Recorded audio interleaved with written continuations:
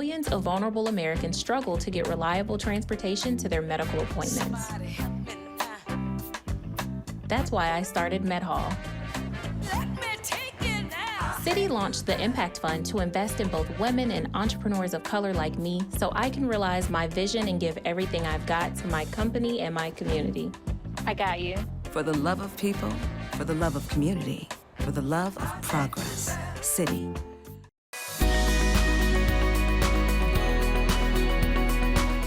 Welcome to the PaleyFest Fall TV Previews. I'm Ariana Romero of Refinery 29, and I'm delighted to be your host for this special conversation celebrating Disney Plus's Doogie Kamealoha, MD. Thanks to PaleyFest's official card and official sponsor, Citi, for helping to make the event possible.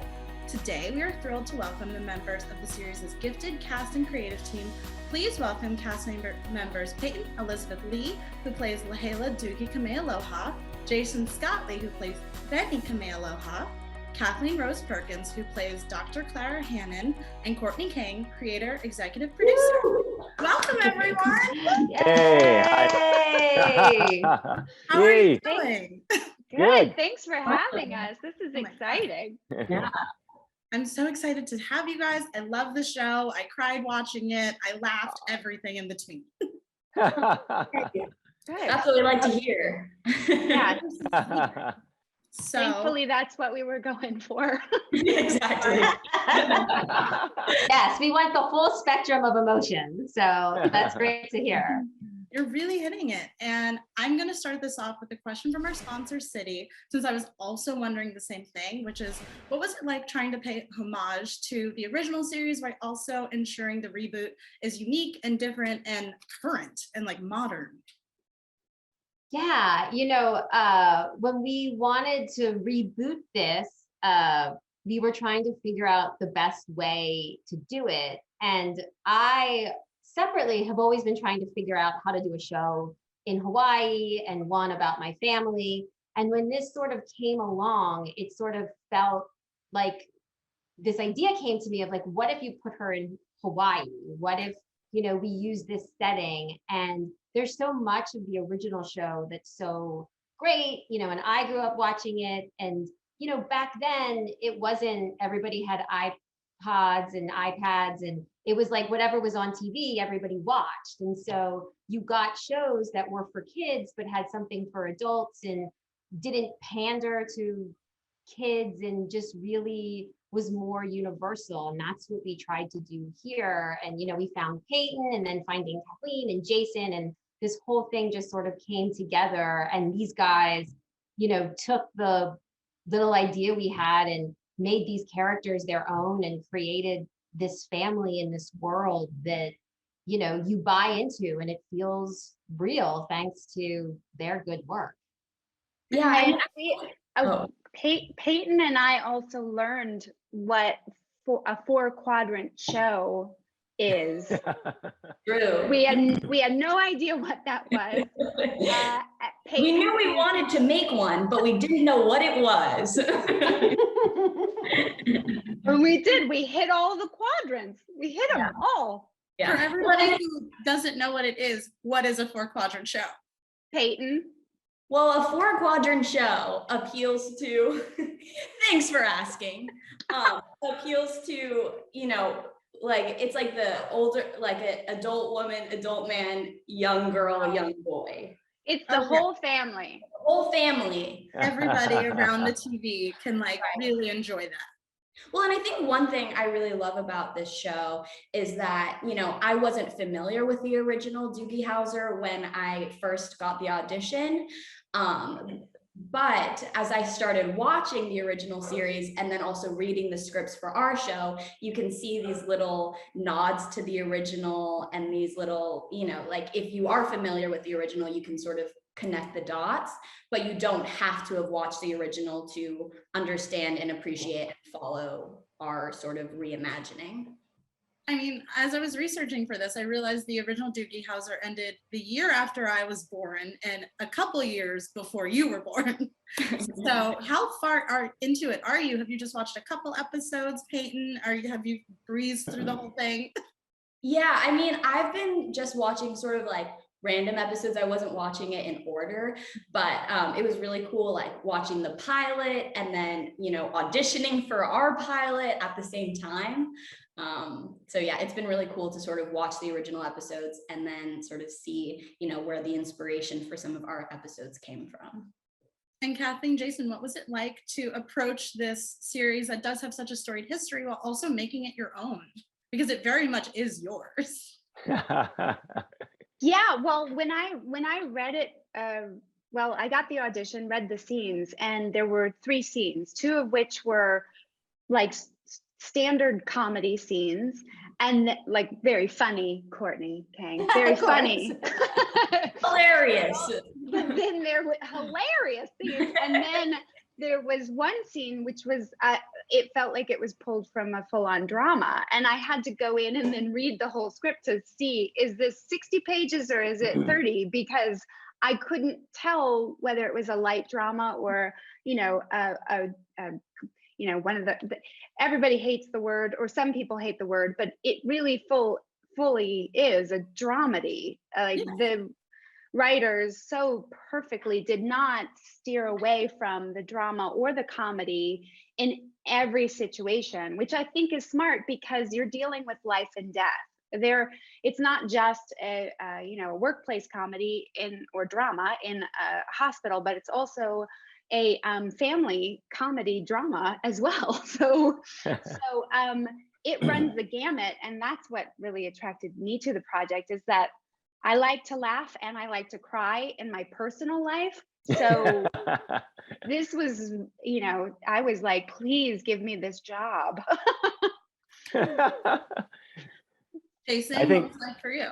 I think I was in a kind of a cheating position, because I think the foundation of the show takes place in Hawaii, and my character's born and raised in Hawaii, and it's kind of sort of very close to my background. So I think I was cheating a little bit when I understood that, wow, this could be really fun. It could be working in my backyard, and I could lay in a lot of the things that I grew up with, and so it's very reminiscent of kind of a fun, you know, rollicking lifestyle taking place in the islands, and just the beautiful sceneries and the camaraderie and the ohana thing, the family, you know, the family being pivotal to everything that we enjoy in life.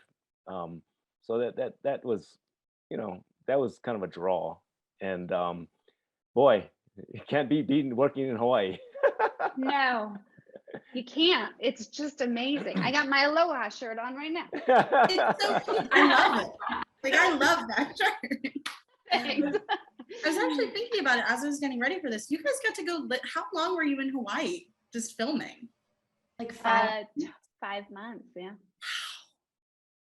How was that? I'm just instantly jealous of 5 months in Hawaii. I know it's a work trip, but you're in Hawaii for a work trip.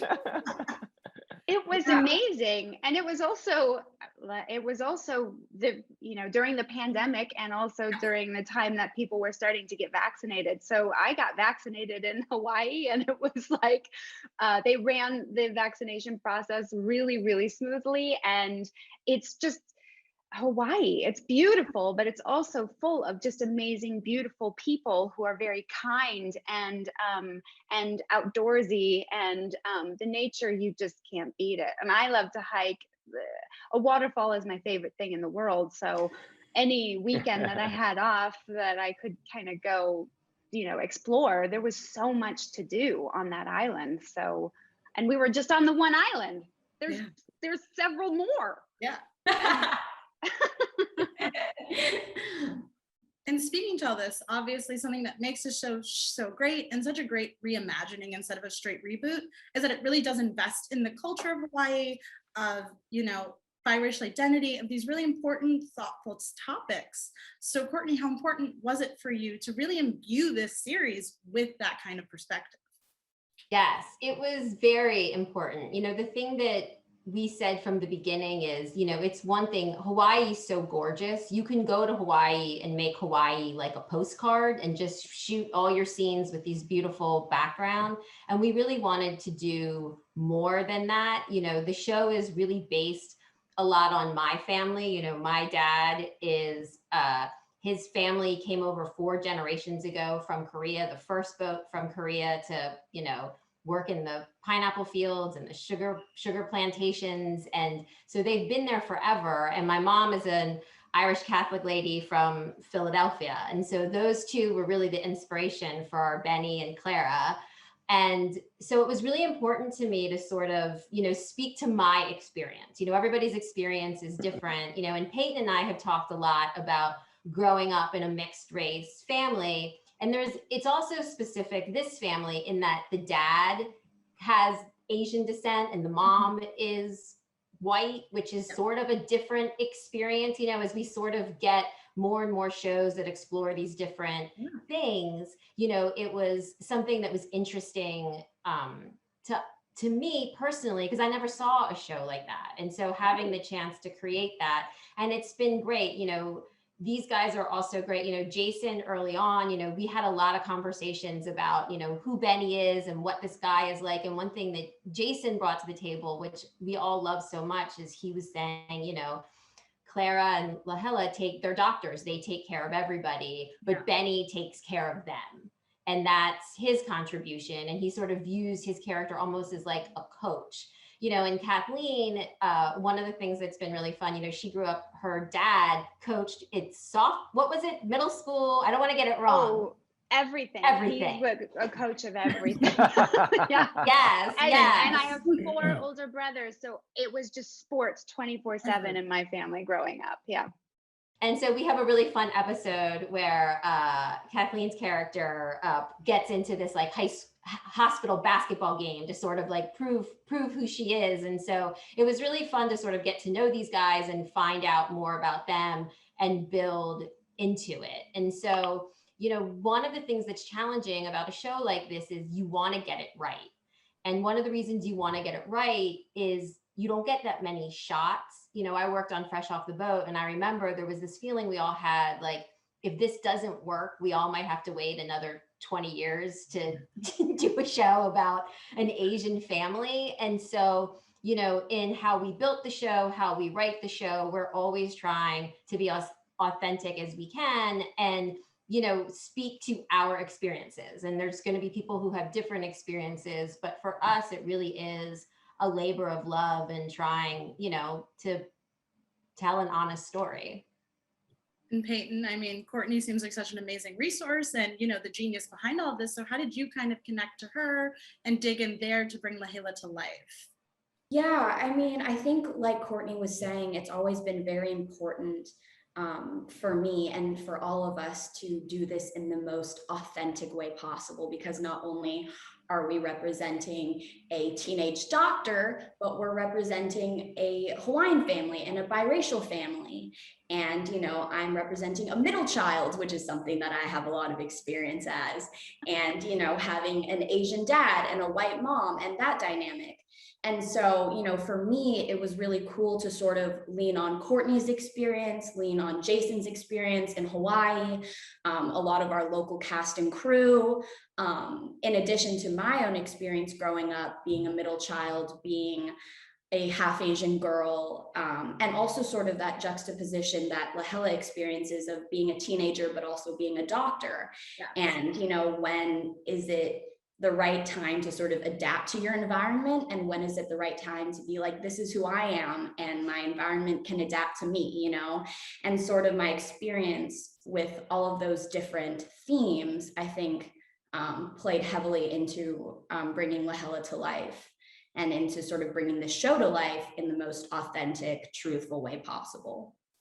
Well, and you've been a professional actor since you were 10, right? Yeah.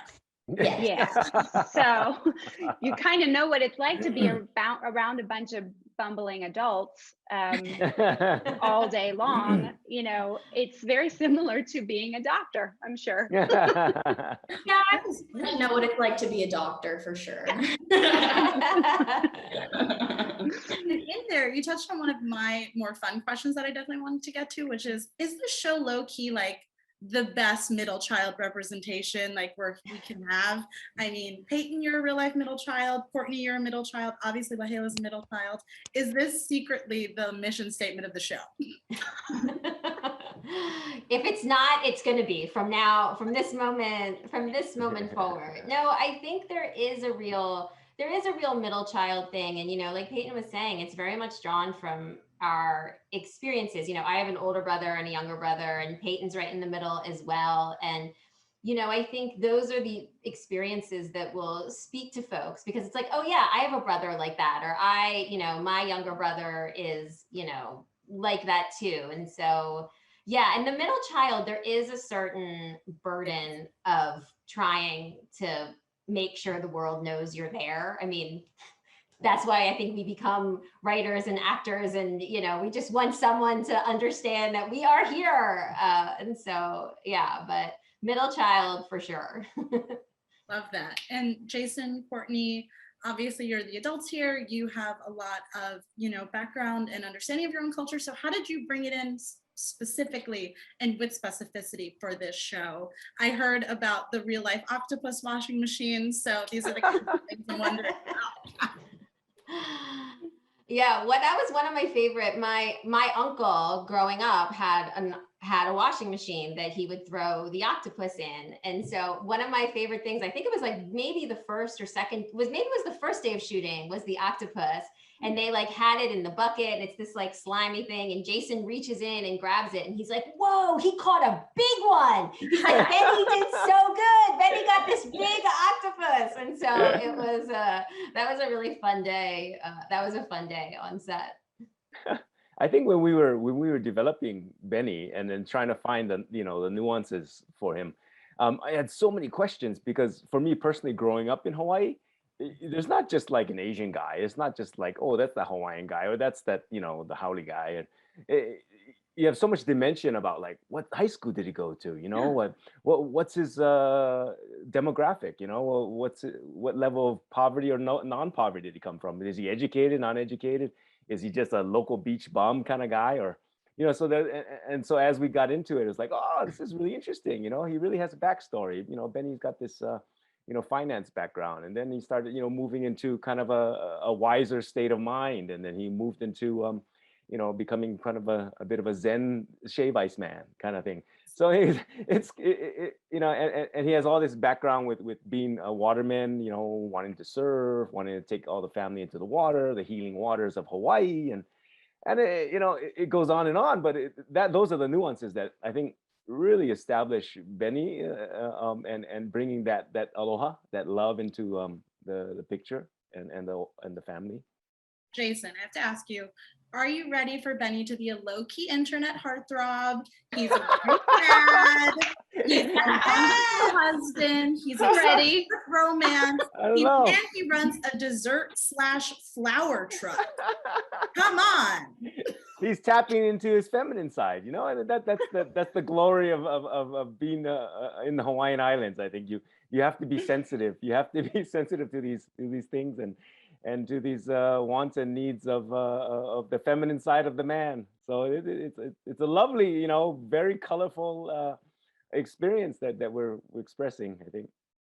Well, we always laugh in the writers' room, because I'm a mom. I have 3 girls, and our writing staff is more women than men, and a lot of moms. And whenever we're writing Benny, sometimes the guys in the room were like, come on, like Benny's like there, like whatever you want, like supporting her career, like listening to everyone, like not trying to solve the problem, like being their spiritual guide. And so we sometimes would laugh in the room that when we said that like Benny is like the dream dad, husband, like makes his business a shave ice truck so he can be like outside where his wife and daughter work and like support them and be there. And so yeah, Benny is legit. I think he there's some potential there for Heartthrob City.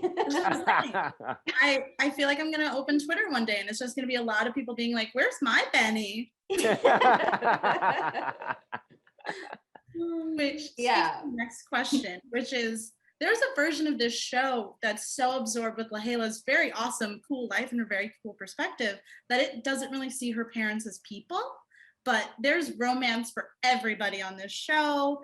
It's so cute and sweet and fun to watch. So what was the decision to kind of give everybody a love life and give everybody that kind of shading, which really does add to the show? Yeah, it's spirit of aloha, and I think it's also part of, for me, The four quadrants. Four quadrants. It all goes back to that. Gotta get them all. Gotta get them all. Check. Pokemon. I'm a Gen X kid, and my friends are parents now, and it's like parents today are different than parents when we were younger. I think that we still got love to give, and so it was really a decision to make Benny and Clara's relationship. They're so different, and I think sometimes in traditional sitcoms, it's bickering and you think this and I think that. And we really wanted to make it. I remember conversations with these guys early on. It's like, they are so different. And that's why they chose each other. Like, they love those differences, and that's what brings them together. And, we wanted the show to have a romantic bend to it. We're in Hawaii, and between Jason's character and Lahela and Walter, we sort of built these super romantic relationships with people who connect on a deep level and care about each other and want each other to do well. And,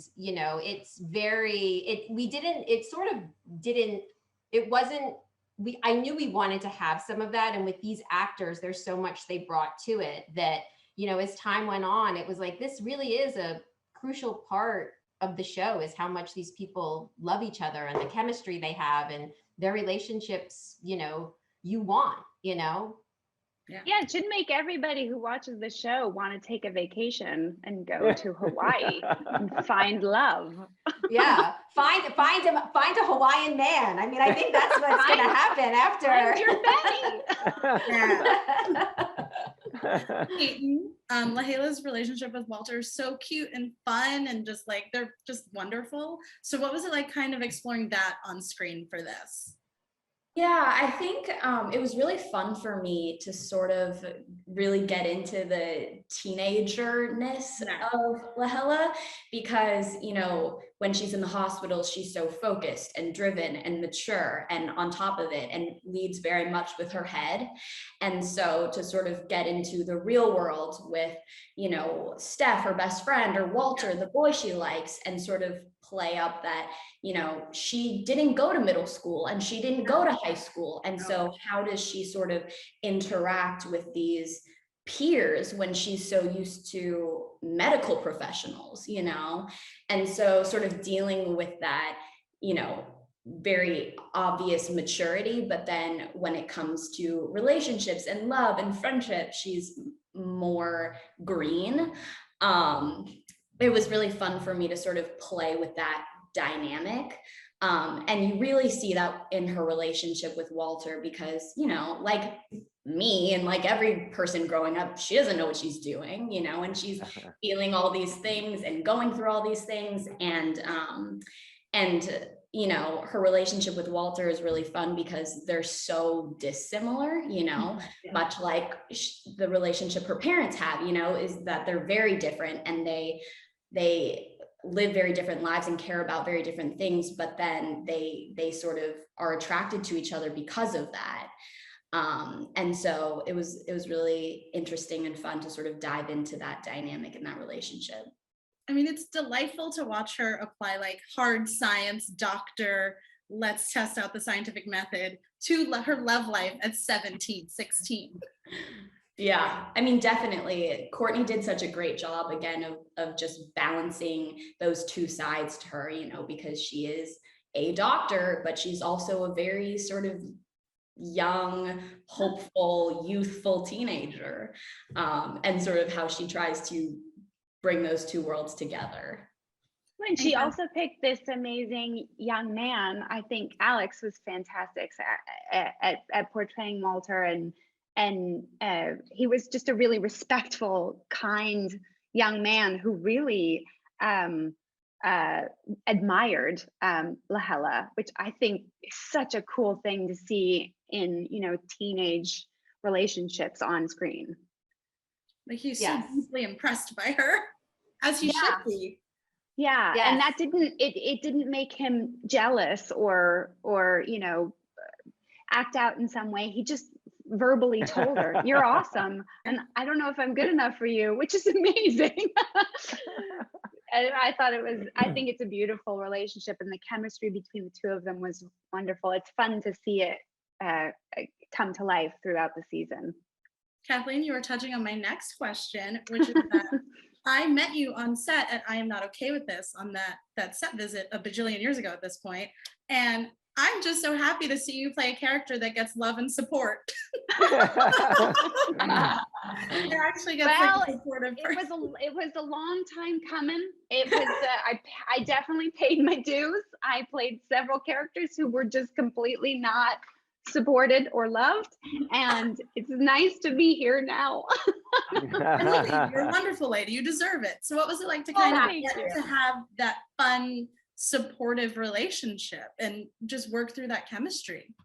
Yeah, well, I remember I rented a Jeep because I wanted to feel like Diane Lane in Hawaii and I was driving my Jeep on the way to work one day.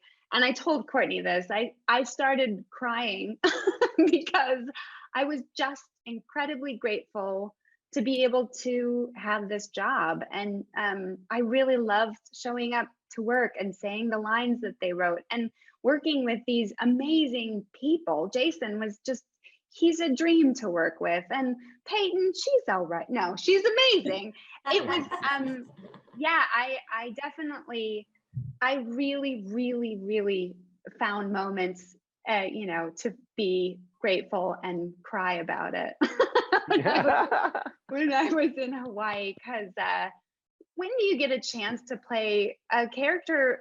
Like I said before, it just runs the gamut. There were so many levels. I got to cry and laugh in both the hospital and at the Kamealoha home, and do all these fun. Yeah, at the exact same time. I did. I worked in a laugh cry. I did. I'm not gonna lie. I did. As someone who cried in an Uber the other day, just reading a rom-com book, I get it. And how did you guys, obviously we've kind of talked about relationships and all that, but how did you guys kind of cultivate the family dynamic, which is such a huge underpinning of this? Let's start with Peyton. How did you kind of connect to your parents here? Yeah, I mean, I think there's a little bit of, just random luck that goes into that, and we happen to be very lucky. I remember the first time I went to the house in Waimanalo where we shot all the house scenes. It was just our family. It was me and Kathleen and Jason and Matt and Wes. And we were just there to talk and get to know each other and run some of the family scenes. And of course, you try to get to know people and you try to learn about them and connect to them. But there's a part of it that's just, lightning in a bottle, And we really did have that sort of natural connection, I think, because we have a lot of the same experiences, and obviously we all love what we do, which is a huge connecting point. But I think, really, for me at least, it was just sort of natural and intuitive, and I'm just so lucky that that's how it went, because that's not always how it goes. Are there secrets? That house, I'm sorry, I keep cutting you off. I'm very sorry about that. Well, I'm just trying to keep going. So if you're keeping it going, you're doing the job. I just wanted to give a shout out to that particular house, because I really do believe that was part of what brought us all together. We were in an actual house on the beach of Waimanalo Beach in Hawaii that was in a really small, quaint neighborhood. And I'm sure that neighborhood hated us for taking over for every day that we were there. But when we would, stop rehearsing and then have to wait until the set that, they had set up the set and everything, we went upstairs and hung out with each other. And that's what we kind of just sat and talked to each other rather than going to our trailers or going, somewhere else. So the set itself kind of forced us to come together as this family. At the end, I was really sad to leave the house, and it felt like my house. I was really, You can't take me away. This is mine. it was like, Well, leave. Yeah. Well, I think that's a really good point. In addition to just the circumstances in general, you know, we were on an island together, a very small island. And on top of that, we were in the middle of a pandemic. So we weren't allowed to go out or see anyone or meet any new people. So I really did, you know, lean on the cast and crew for that support and that love. And they were always there for me. So I think, you know, it was a bunch of different things coming together that really made it a very special experience.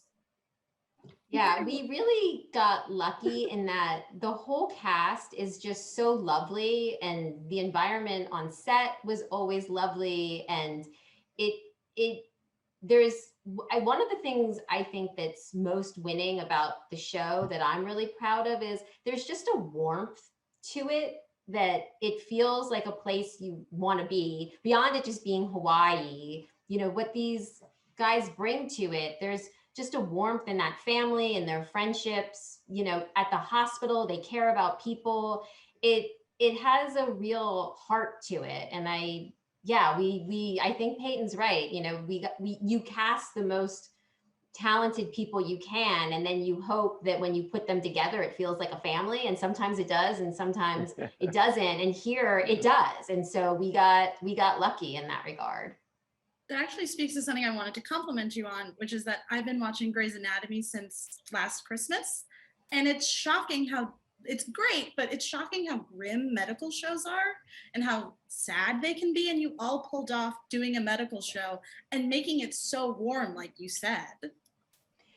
Yeah, thank you for that. We, you know, we wanted to, in the pilot, you know, we do have moments where things are hard and there is, you know, a certain life or death quality to it. But there's also, I think, especially given the past 2 years, the medical profession, I mean, there are heroes and the people who do that. And, you know, it's one of the things that I think really bonds Clara and Lahela's relationship is they both care so much about their work and their career, and it bonds them together. And, you know, I think we wanted it to be sort of a more uplifting version of a medical show. And I think, at least for me, you know, Courtney did such a great job of this, is that the way you sort of create that lightness and that sort of joy in what can sometimes be very difficult circumstances, is that love is always at the foundation of it. You know, whether it's Lahela's relationship with her mom or with her dad or her brothers or her coworkers, you know, they get into these fights and these struggles and they pull away from each other, but because there is that core foundation of love, they always find their way back to each other, and you always in the end have that airiness, you know, whether it was being a part of those scenes or watching the show. Okay, so I've heard about a couple really exciting guest stars. So can you guys tell me anything about that? Fangirl moments, best moments. Let's have it. Yes, I'll go. Peyton, you go. No, you go. Okay, well, I was just going to say really quickly that, you know, one of those exciting ones for me was Max Greenfield was on our show. I love Max. I know, me too. And I was obsessed with New Girl. And so was Emma, who plays Steph. And so we were just like, okay, you just gotta be normal. We're gonna go up and be like, hey, nice to meet you. Like, thanks for being on our show, right? And then by the end we were like, can we get a picture? Like, I know that's really annoying, but please. And so, I mean, but he just ended up being the sweetest. So that was a really exciting one for me. That's a very awesome story. Yes. That was super exciting. He was really exciting. It was also very exciting for me. We had Margaret Cho come on, and I remember when she had her show back when I was in high school, and it was like such a big deal. And so it was really exciting for me to have her come on. Somebody else that we were really excited to have is Randall Park, who Yes. Cool. comes and he does 2 episodes. He acts in them and then he directed, and he did such a phenomenal job acting. It was so great to have him come. We had Max came. It was really great that we had, I think partially being in Hawaii, it was fun for folks to come out. We had Gina Rodriguez come and direct an episode. It was fabulous to have her come out. Yeah, we had a lot of great guest talent that came. And I think go ahead. I had a fangirl moment about Jake Shimabukuro, who did the he's ukulele god. Yeah. And he did the did I say his last name right? I hope I did. Yep. Anyways, he's amazing. And I had my ukulele with me on set, and I got him to sign it for me, which was like I got sweaty. I got really sweaty. Play the ukulele? Is there anything you can't do? Oh no, I don't play it very well. I'm really terrible at it. Hey. That is one thing I can't do. the only thing. Yeah, Just that one. That's it. It's a short list. Jason, did you have any exciting guest visitor moments? Yeah, I'm not sure many mainland people would know, but there's an iconic gentleman by the name of Al Harrington, who's been kind of a legend, in our islands in Hawaii for such a long time. I just grew up watching him on TV all the time. He's a host, presenter, actor, performer, singer, and he guest starred and on a couple of episodes, and he was so gracious. So that was kind of he's Hawaiian royalty, isn't he? He was in the original Hawaii Five-0. He was in the original Hawaii Five-0, yeah, and and it's been around for a long time. So and that was the first time I actually was able to encounter work with him, kind of like for days on end. Yeah, cool. and guys like Al, it was so great to have him. Thank you, Jason, for reminding us of that. It was so great to have Al on, especially because he was on the original Hawaii Five-0, like way back when. And guys, in that time period, there just wasn't the opportunity for guys like him to be in the public eye. And so for someone like him to have this illustrious career, that he was on the original Hawaii Five-0, I think he guest starred a bunch on like the new Hawaii Five-0. He's a host, he's an entertainer, he sings, for him to, and he's in Hawaii is such a household name. And so, we always sort of, when we talk about the show, Benny kind of holds the heartbeat of the Hawaii of it all. And this Uncle John character that Al plays sort of anchors that for Benny. And so to find someone who has that sort of gravitas and can speak to that aloha spirit, it was Al. And it was so fantastic that he came and worked with us. And it was, he sort of grounds us in that real Hawaii spirit. There's a moment that Benny, and I think it's towards the end of the season, messes something up. And it was a take, and Al just sort of improvised. And he was like, hey, he's like, you Lolo. And he yelled at him. And I got so excited because my dad always yells that. Like if you mess up something, he's like, oh, you're being Lolo. It's sort of this like very natural, real thing. And it was a great moment of like, oh, that's so great. Like we have to use that. That's what, people in the mainland are going to be like, what did that guy just yell? But there's going to be a very small portion of the population who's going to go, oh my God, my dad says that. And so it was great to have him.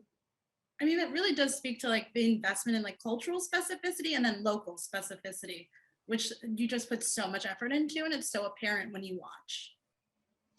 Yeah, we're excited. It was funny as we were doing the pilot. There's this thing that Walter brings spam for Benny, and Benny's like, "Oh, I'll make my spam musubi." And there was a question of like, "Are people gonna know what spam musubi is?" And I was like, "No, there's a huge portion of the population who's going to be like, what's that?" But maybe they can figure it out with like context clues. But there's a very small part of the population who never will see themselves represented on TV and have never had that. And like, those people are going to lose their minds. And like, so for that reason, let's do it. Let's give the people, some spam musubi. And So yeah, we try to, you know, when we can pick those moments and say it's okay. Sometimes as creators, you're tasked with making sure it's for everyone. And as a result, you end up diluting your experience and making it less specific so everyone can understand. And instead, what I think makes things better is if it's so specific and you know, it makes someone lean into, that's what makes it feel real. And so that's what we try to do with our Lolos and our spam musubis, and hopefully the audience can follow along and Google it after the show. You have a supercomputer in your pocket, people. If you don't get it, just Google it. Exactly. Right?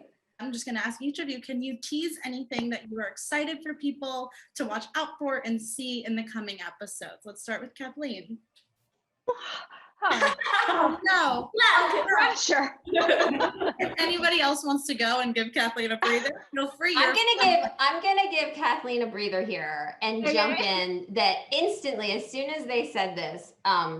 First off, in the pilot, you'll see Jason and Peyton are both tremendous surfers, and we get to see that.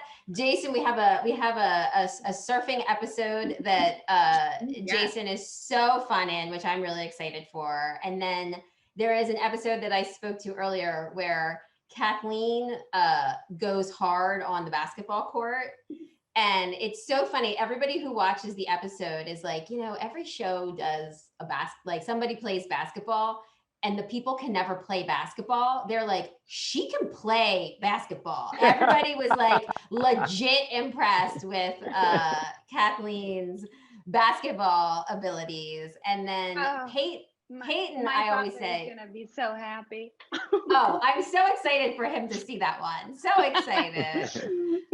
Peyton, I always say, is like a superhero. Like 1 minute we have her doing like stitches and like solve, like, you know, doing these medical things. And the next minute she's like on roller skates. She's, you know, surfing. She's legit a true superhero. But just that she can come to work and do a whole monologue of doctor jargon like it's nothing, and then also in between, like her dance, she's an amazing dancer. So, and you'll get to see a little bit of that on the show too. So get ready.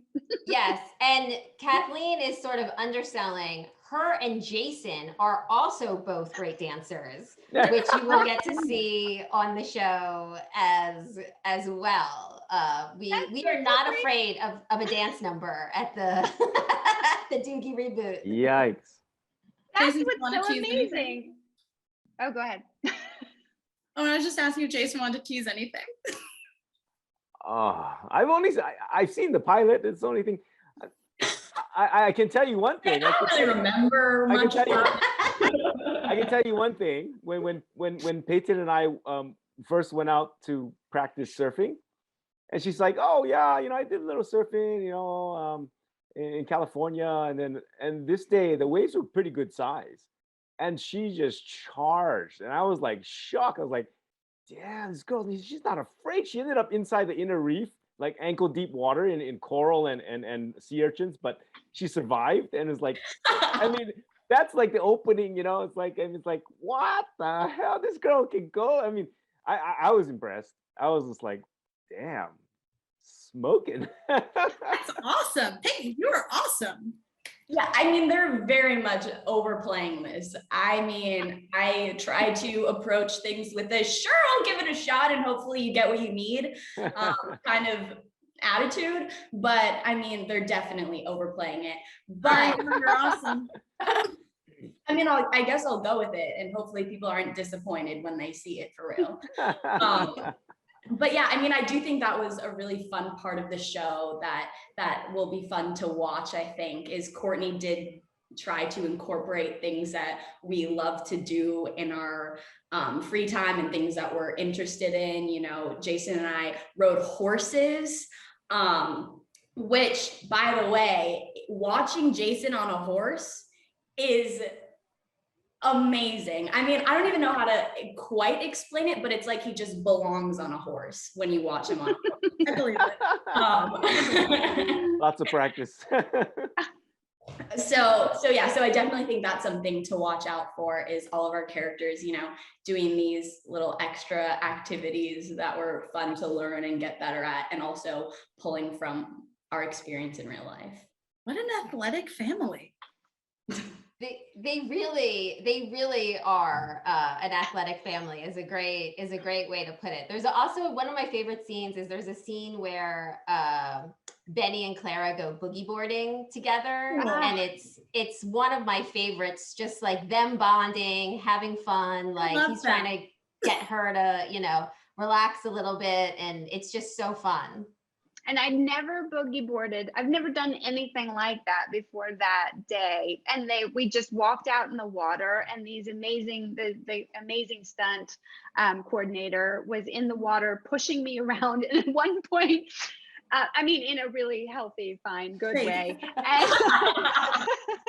And at one point, Jason was on a wave. I looked over and he grabbed my board and said, "We're going." And he just took me with him. And I look like I can boogie board, but I have no idea how to do it. The power of Benny and Clara, it's astonishing.